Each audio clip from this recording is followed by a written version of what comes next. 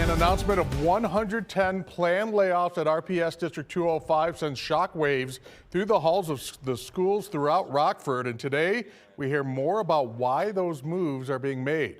WIFR's Miriam Niesmeyer talks with Superintendent Aaron Jarrett and community members about how the cuts could help the bottom line, but also hurt the learning environment.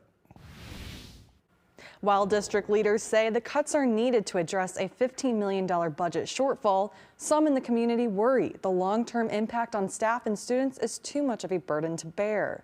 We are never happy that anyone loses their job that they love. Rockford Public Schools Superintendent Aaron Jarrett says the district reviewed every single program before deciding on 110 job cuts to address a $15 million budget deficit. And looked for initiatives that we felt like could be either strengthened and improved upon and kept.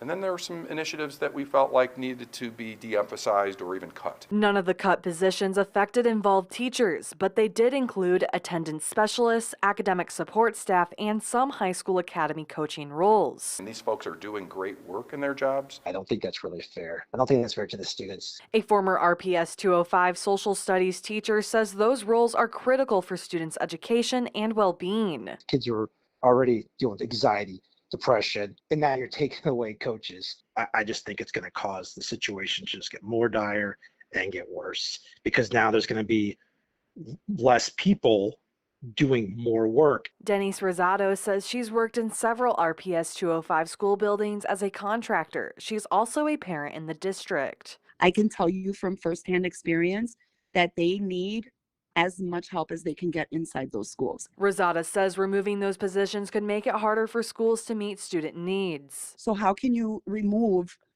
the very support that this demographic of children needs so desperately? Jarrett says the deficit is driven by inflation, rising healthcare costs, and staffing increases following the pandemic. We believe a worse course of action would be to delay and to continue to let budget deficits get larger and larger. Jarrett says it's very important to balance the budget because he needs to think about the taxpayer roles in this as well. More details will be discussed at the next Rockford Public School Board meeting on March 24th. Thank you, Miriam. And Jarrett also says employees affected by the cuts may have the opportunity to move into open teaching positions within the district the next school year.